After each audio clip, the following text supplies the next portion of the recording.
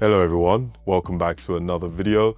Today's video is all about delts, growing our delts, and this is following along the series which I've done already for legs and arms. The main purpose of this video is to give you exercises that I feel are optimal to grow your front delts, your lateral, so your side delts, and your rear delts. Every single one of these exercises I give you, you're not obviously going to do in one session. These are just exercises that are optimal so that you can put into your program to help you develop your delts. And I'm going to walk you through them as always and give you some tips and tricks and how you can add to your routine to help you grow them. Because for a lot of people, myself included by the way, delts are really difficult to grow. So these are some of the exercises that I find that are useful that should be able to help you. So without me waffling on, let's just delve straight into the video. So we're going to start with our rear delts. And my top two exercises for your rear delts are the cable reverse flies. This is a great exercise to really target your rear delt. I like to have the cable slightly higher than my shoulders. And when crossing over the cable, you want to bring your hands downwards, as you can see in the video. Tip here is starting position. Your arms should be straight ahead and keep your shoulders back before you perform the movement. To make sure you engage your rear delts before pulling the cables back, you can always pause for a second or two at the bottom of the movement to really get a good engagement on your rear delts. You really want to focus on tempo work, which is time under tension. This is a great way to add progressive overload into the exercise. And the second exercise that's great for your rear delt is the cable rope face pulls. Now watch carefully here, as you will notice I like to do this a very specific way. I always add a scapular retraction first, then pull the cables back. This is to also get some scapular strength work done, which helps to strengthen your shoulder blades. With the face pulls, try and bring the center of the cable towards your forehead. Think of it like you're almost doing a double bicep pose. One more thing that's probably going to sound strange, but at the top of the face pull, I want you to think and squeeze your rear delt as hard as you can each set. You can even go as far as just for a couple of reps, close your eyes and perform the exercise and just think, squeeze the muscle like it owes you money every single rep. I find this really helpful. So it's going to sound weird and some people might think you're weird closing your eyes performing an exercise, but yeah, hopefully that makes a difference. I know it does for me. So those are my top two exercises for rear delts. And now we're going to move on to the lateral delts. Number one exercise for me is the lean in cable rope lateral raises. I started doing these about 2 years ago and it's been a game changer. The reason why the lean in lateral raise is so effective is because it increases range of motion, but also takes away some of your legs from the movement due to the angle, making the exercise far more challenging than the traditional cable lateral raise. Also, being in this position automatically engages your shoulders due to the resistance of the cable in the lean-in position, which therefore means your shoulders will be under constant tension from start to finish, as you can see by my shoulders in the video. Varying the tempo on this exercise also will be a great way to add progressive overload. Another simple method to make sure your delts are really working hard, I like to use a false grip on the handle. It just means your delts will be doing more work as you take away a bit of your forearms from the raises. The reason why I love using the cable machine for the laterals is the constant tension on your delts during both the concentric and eccentric phase of the exercise. Don't get me wrong, I still do the lean away lateral raise in my program every now and then, as I always like to mix things up. But if I had to pick a more effective way to do cable laterals, then it would be the lean in laterals. A quick side note, with every single one of the exercises I'm going to give you at the end of the video, I will give you so many different methods that you can incorporate into your program to make progress with your training, just like I've done with every single one of the other videos that if you haven't watched them, so check those out also. Next exercise is the incline bench lateral raises. If you have done any of my workouts, whether it's on YouTube or my CrossLifter app, this exercise is probably not new to you, but it is a game changer for doing lateral raises. In fact, it is similar to the lean in lateral raise, as you are once again in a slight angle, but the bench takes it to a more challenging level as you are in a lying position and feet off the ground.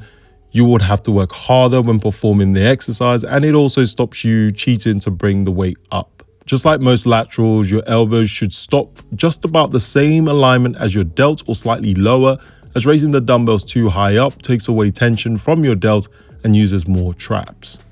You'll definitely feel the difference with this exercise, more so that you might actually feel weaker and have to use lighter weights. And this is because of the angle of the bench and also because you're laying down, meaning that your delt will have to work twice as hard because we've taken away your legs from the movement. Now, and if you want to take this to the next level, perform this using a cable machine, the difference being the added resistance during the eccentric.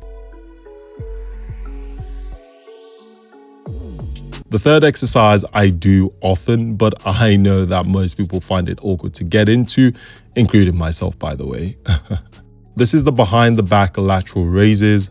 Once you awkwardly grab onto the cables, take a step or two forward from the machine to create tension and lean forward slightly. The reason I do this is to create tension on my delts from the start, leaning forward to avoid cheating and also increases range of motion.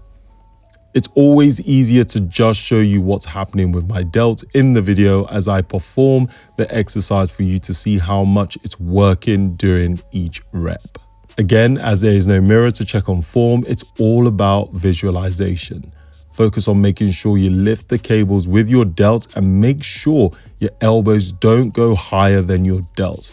Slow and controlled eccentric tempo applies here. And that concludes all the exercises for lateral delts. And now we'll move on to the front delt. My number one go-to is the seated dumbbell press. The reason why over 15 years of training, this exercise has been a staple in my training is because out of a lot of the overhead presses, I have found that the dumbbell seated press is the best all round for developing your delts. Watch here how I have the bench at a slight angle and I have my elbows in rather than all the way out.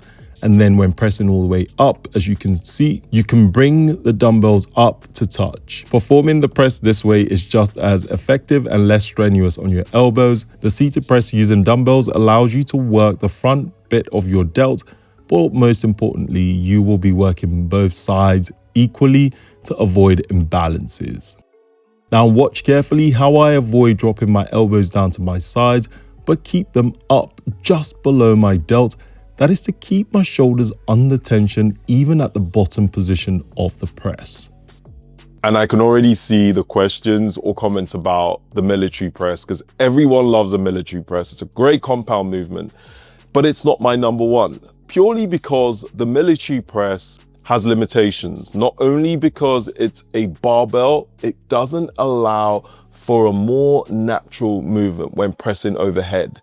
Also, the military press has limitations once the weight starts to get heavier. So if you want to do a compound lift, the military press is awesome. But for me, it's just not my number one choice for front delts, for overhead pressing. I would rather do a dumbbell shoulder press. So if you want to do heavy compound lifts, the military press is awesome.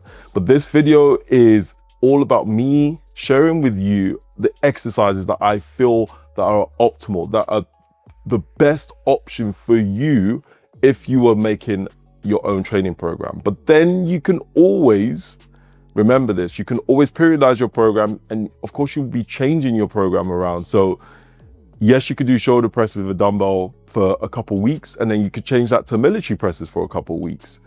That's absolutely fine. One thing also, you probably noticed that I haven't put any machines in my workouts, and that is a personal choice. I would always prefer free movements, free weights or cables over machines. Machines also have limitations. They don't allow you to move in a natural way, which is a big thing for me. So if you go through a lot of my training videos, you will probably notice that I don't tend to put a lot of machines in my videos, and that's a personal thing. You can, that's absolutely fine. But this is just my preference and what's worked for me, right? So this is just me sharing with you what I feel works. And the final exercise is actually one of my favorites to perform. It's a body weight movement, and trust me, a lot of people struggle with this, and it's a pike push-up. This is a staple in my training, and trust me, it is far more challenging than it looks. It is a great exercise that targets the front delt. Pay attention to how I perform this.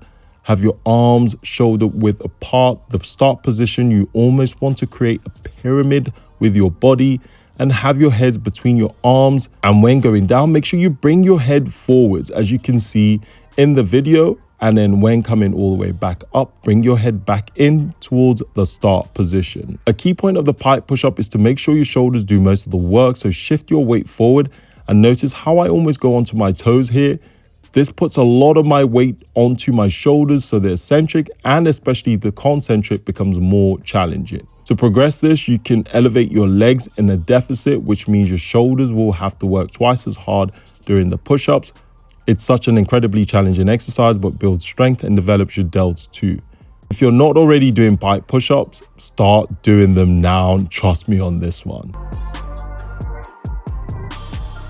And those are my top exercises if you're trying to build big shoulders. Now, of course, there are tons of different exercises out there, but I'm just giving you what I feel is optimal and what I feel you should be doing in your routine if you are trying to grow your shoulder. Of course, you can add loads of other exercises. That's an option too. If you're asking me what's worked for me, what's been optimal in my training, these are some of my favorites. Now, I know what you're also thinking. How do I incorporate this into my routine? How do I make them effective? How do I make sure that I'm getting the best out of my training?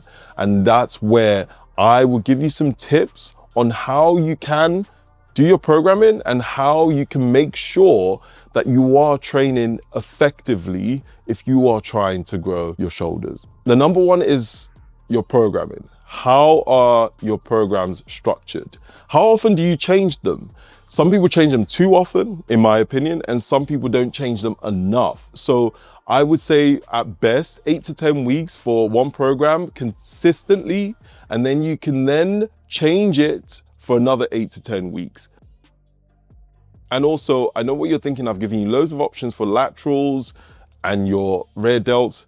What you could do is, this is a perfect example. If you have an 8-week program, you could do 1 week of face pulls for rear delts, 1 week of lean-in laterals, okay? And then for week 2, you could do 1 week of the cable reverse flies and the lying dumbbell incline raises. And then you just keep rotating that for 8 weeks. That's how you can structure it. So you don't have to do every single one of the exercises I've given you in that same routine, but you can change it up each week. But make sure that your programming is consistent for 8 weeks, okay? That is very important because that's how you can make sure that you are seeing progress when you are following a continuous program. And number 2, you need to make sure that there is periodization in your training program. So you want to go between hypertrophy, which is high volume, ideally 10 to 12 reps. This is ideal for growing muscle. And low volume, which is for strength training. A great way of how you can periodize your training is if you had 8 weeks of a training program, you have 4 weeks of hypertrophy, high volume, and 4 weeks of low volume strength training. This is a great way to add periodization into your training. And number 3 is progressive overload. I've talked about this a lot in my other videos, and progressive overload just simply means increasing intensity of your workouts over time, okay? And there's so many ways you can do this. And I'll give you, of course, examples of how you can incorporate progressive overload into your training. Tempo, aka time under tension. This basically means the length of time the muscle is put under tension during an exercise. The longer the muscle is under tension, the better. So a perfect example would be during the shoulder press. You could have a 2-second eccentric tempo, 3-second eccentric, or 4 seconds, etc. Next way to add progressive overload is utilizing supersets. Superset is when you perform an exercise, then go straight into a different exercise with minimal rest between. There's also drop sets. This is when you perform an exercise at a given rep range and then change the weight by about 40 to 50% and perform more reps. So an example of how a drop set could be programmed, let's say one set of shoulder press and in brackets 10 times 10. So perform the first set, drop the weight, perform another 10.